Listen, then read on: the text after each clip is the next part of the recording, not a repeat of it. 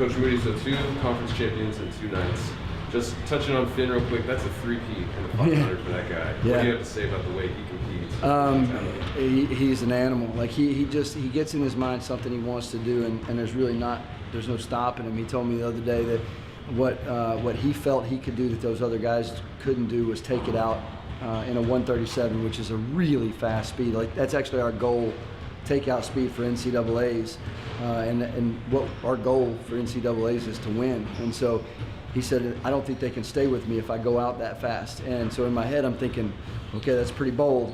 But he did it, and he held on, and it's that sort of courage that makes really, really elite athletes.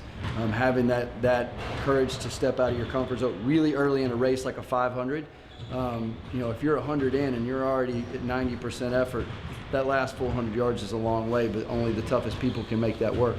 And so, I can't say enough about the effort that he puts forward every day in practice and the work that he puts in. He has a goal, and it's hard to convince him that he's going to come in on any given day and not be better and work harder than that goal. So, how difficult is it as a swimmer to come out and race that 500 like that, put up the time that he did, and then come out and qualify for 2A finals the next 2 days? Well, I mean, like I said, his mindset's different than a lot of people. He doesn't think the same way people do. He kind of takes it one race at a time. Good race, poor race. He moves on to the next one and tries to fix it. I mean, he's tired right now. He's really tired, which is a good thing for us because he's still putting up really fast times, and being able to get back to work and going forward to NCAAs, it sets that up really well. He's just the kind of guy that he goes, okay, this is what I'm going to do. He sets out a plan, he executes that plan, and he's done a great job with it so far. I mean, he's exceeding my expectations for what I set him up to do at this meet. Obviously, every time you race, you want to win, but we have certain kind of benchmarks that we want to see throughout the year, and this is no different. We've still got the national championships to go, and this was a benchmark. We wanted to see where we were, and he's in a really good place.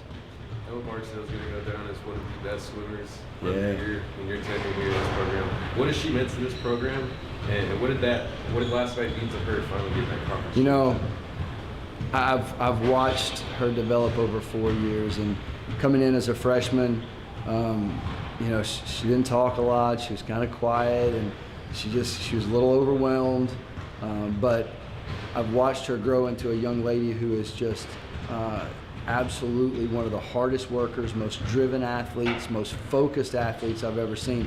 And I got to tell you, her direct coach is Kevin Swander, and I'm not sure I've ever seen a better coach-swimmer relationship in terms of her trusting everything that he does on a daily basis. He's put together a 4-year plan for her, and it has hit every year exactly where it's supposed to be through the progression. Same thing as Finn. This is another piece of the puzzle, and this is a benchmark to see where we can be in March for her final national championships. And she's achieved so much. She's on the U.S. national team, and it's just watching her grow and coming from a club over in California all the way across the country to South Carolina, and honestly taking a chance on our program.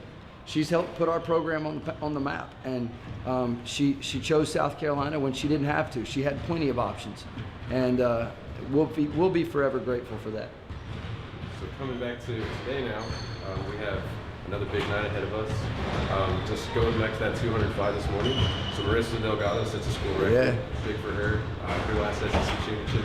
What can your 2 freshmen in that B final take from her, take her lead? Well, we tell all the freshmen every day, learn from the upper class, learn from their routines, learn from how they warm up, warm down, how they race, what their strategy is, learn from that because they're the next ones to move into this role. So to have them right there, all 3 together in that B final is great. You've got our outgoing 200 butterflyer, Marissa Delgado, and our incoming 200 flyers, and our freshmen, and Melinda and Hallie. And they're all 3 did a great job, and I am confident that all 3 can be faster tonight in the final. One of the hardest things to do in our conference is to be in that top 24 spots after prelims. That is so hard. When you look at other conference championships, they're not as deep as ours is. And what I mean by that is the gap between first place and 24th place is so tight. It really, the biggest competition, the highest intensity races oftentimes take place in the morning, because you can't score points at night if you don't get back, from a great morning swim. So the fact that they're in there and they're fighting for points tonight, that's awesome. So we got a couple breaststrokers going tonight. What do you have to say about Itai, who kind of quiet all year but comes out tonight and puts up the time that he does? Itai was really, really fast. He was great today. There are things that he can fix, and that's what's even more exciting about him, is there are things he knows he can fix. And one of the first things he said when he got out of the water to Kevin today was, "I can be better tonight." If you're better tonight, you're gonna make a run. So we're excited about what they're gonna do. Lionel, B final swim for him as well. So it was another great morning, and we've set up a great night. Thanks, Coach. Thank you, guys.